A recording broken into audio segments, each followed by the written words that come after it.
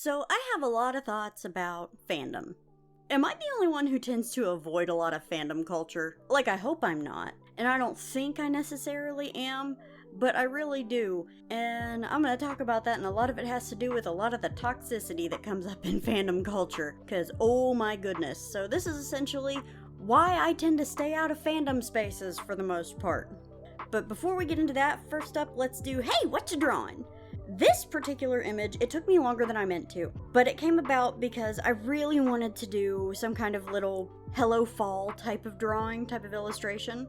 I really, really love these two, and I love fall, and so I did the knight and his lover from my project Trace. Now, I'm not quite doing the name reveals for these two on the channel yet, however, they have been revealed on Patreon, if you're curious. But fall has always been my favorite season. The sights, the smells, the different flavors. I love pumpkin spice. Don't fight me about this. I love pumpkin spice and apple cider. Apple cider is really good. I love apple anything. Tangents, where are they going? Where are they taking me? But just everything about fall. I even love the change in the weather. Because when it gets cool out, I can get out my comfy, cozy clothes, and I can wear them, and I can get bundled up in comfy outfits, in comfy, cozy places, and I can just be honestly the truest me that I am. But since I love fall, I really wanted to do some cute little modern-esque kind of image of these two in autumn. And due to a spoiler that I can't really reveal yet, I will say that at least the context for this particular image has the first time that the knight's lover has really gotten to experience autumn in a proper way. I can't give really the spoiler on it yet because it's a big thing with his background, and I am excited about it, but I don't want to share the spoiler right yet because I really want to do like a prequel comic with early on, especially with these two, just because I adore them so much. But now that, and I really do love how this has turned out, the background, I need more work on backgrounds, and it's intimidating, and it's rough to do. But acknowledging that I need to work on it is the first step to getting better with it. The next step is to just tough it up and work on it. That's the hard part. But now that I've gone through that, and we've gone over the image itself, let's get back to the video. So like I said, I have a lot of thoughts on fandom and fandom culture and fandom spaces. Now, despite being really into several different media, Bungo Stray Dogs, Dragon Age, Mass Effect, Dragon Ball, all kinds, My Hero Academia, just to name a few, just to name like a handful, I tend to stay well out of most fandom spaces, mostly because I just see so much toxicity in most of them, and there's such rampant feral behavior with people attacking each other that I cannot bring myself to go near it. There's too much, and I am not going to subject myself to that. No thank you. I have enough stress in my life without people making my life hell over, fandom stuff. And I do think a lot of the problem is a lack of nuanced thinking by a lot of people. And I don't just mean the kids, because I've seen plenty of that black and white attitude, black and white thinking kind of thing. It's this or this, rather than a bit of nuance. I've seen it from adults as much as I have kids, and adults tend to fuel the fire on it. You might hear me turn a page. I have a good amount of notes for this. But I really do think that a big part of it is the just black and white thinking. Everything's perceived that way without any additional thought whatsoever. Even with art and media, that people create and contribute to the fandom.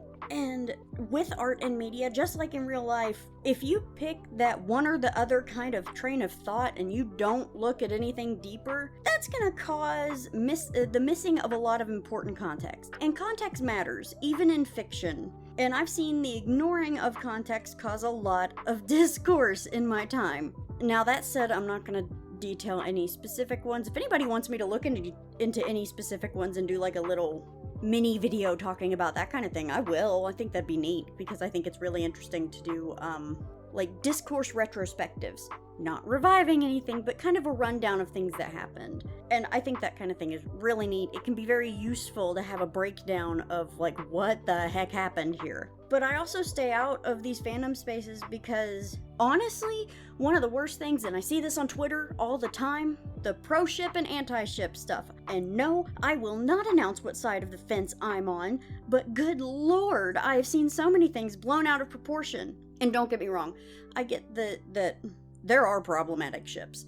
There are ones that people kind of show in a more problematic way, like ones that are clearly, bad and toxic and things like that, and they're portrayed that way, and they're also romanticized that way.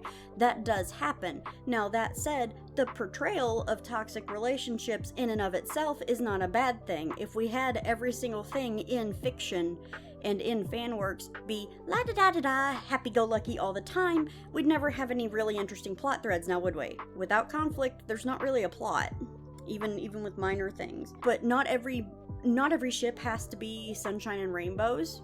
Some people might ship something that somebody else views as kind of toxic just because they see a lot of interesting plot potential, or it reminds them of something they've gone through and they might use it to cope a little bit and kind of work through things. Maybe don't fly off the handle. Like, there are some that I get, just know whenever you're crossing certain lines that no, we need to get away from that. But the problem is that I've seen people get dogpiled and receive unalive threats just because somebody liked a ship that someone else didn't. It wasn't even a toxic ship. It was just a ship that somebody else did not like. And that's all it took for unalive threats, and I hate that I've got to say it that way, but YouTube is stupid. I know I'm not monetized currently, but still. And I've seen people told to unalive themselves just because they liked a character that someone else headcanoned. It wasn't even that they actually had done anything, but that somebody had headcanoned as toxic or bad. And I've also seen so many instances of, you like that character, but they did this negative thing in the past. So what if they got past it? So what if they learned that they were wrong there? So what if they're doing better now? They still did it, so they're awful, and if you like them, then you're awful and just as bad as they were when they did this thing. Every time I turn around, I'm seeing bits and pieces of, your headcanon is wrong, you drew a character a certain way that I think is wrong. Unalive yourself. It's awful.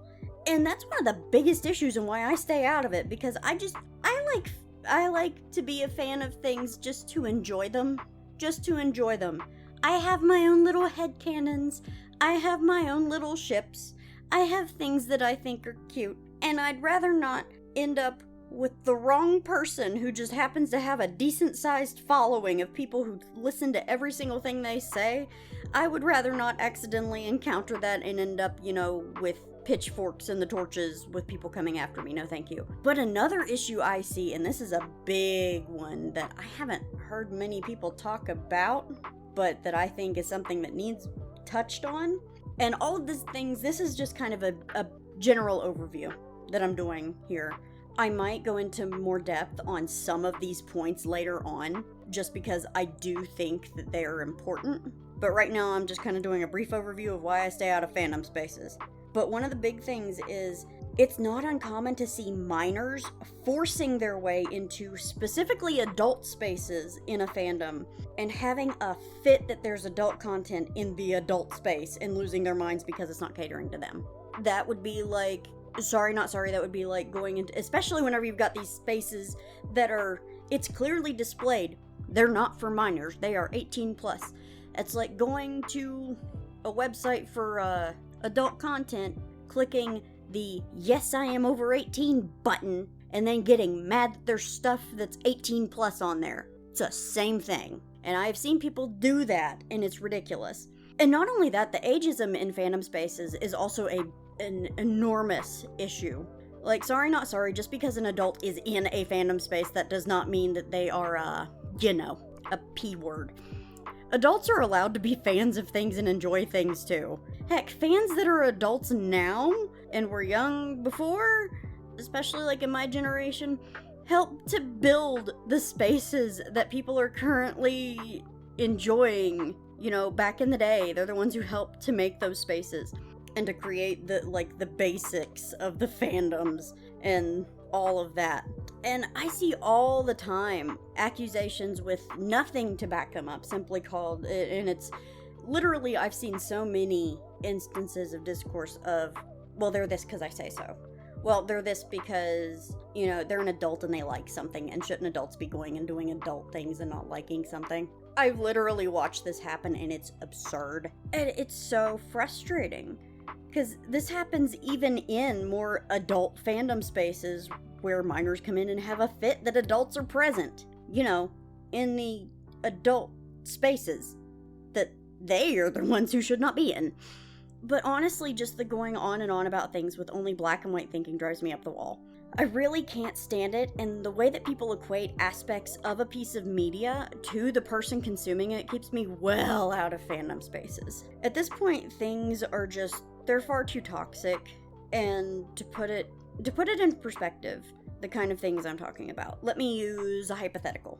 So, I enjoy gory horror movies, like really gory horror movies, and I can't talk right now, apparently, I'm stumbling over my words. But I like really gory horror movies, just because I think they're fun. The particular one I'm going to use as an example is I like Saw and its sequels. But the black and white, nuanced thinking would result in me being accused of enjoying hurting people, or assuming that I think certain things that don't deserve the outcome should be punished with horrific consequences. Do I believe that way? No. But I enjoy that piece of media. I like the stakes and the intensity. The convoluted plot threads are honestly so amusing to me, and it leaves room for fun theorizing, and that kind of stuff is just enjoyable to me. But by fandom style discourse rules? No, I'm an awful horrible person who in real life would enjoy people's horrific suffering for something that doesn't deserve it. But see what I mean? And the worst part is, I know it sounds extreme, but I'm not even exaggerating. I've literally seen it. I've literally seen, I don't approve of your ship, so you must be an awful person and somebody who hurts people in relationships with you, so you need to unalive yourself. Even if the ship that they have is not a toxic ship. But long story short, before I go in circles, I might go into detail with some of these specific aspects later, like I said. But I did want to I did want to touch on this whole thing as a whole.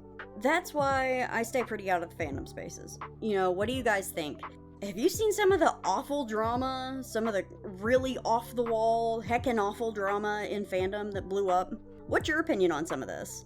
Definitely let me know. I'd love to have some civil, keyword, civil conversation, you know, down below. Because I think discussion over that would be a good thing to have, especially in an area where we can have a civil discussion about it. Just please no fighting over discourse in the comments. Like, that's not what this is for. This is not at all what this is for. And this video is actually shorter than I expected it to be. I expected it to be longer.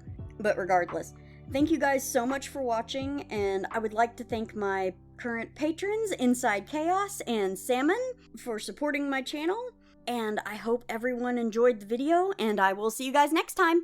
Bye!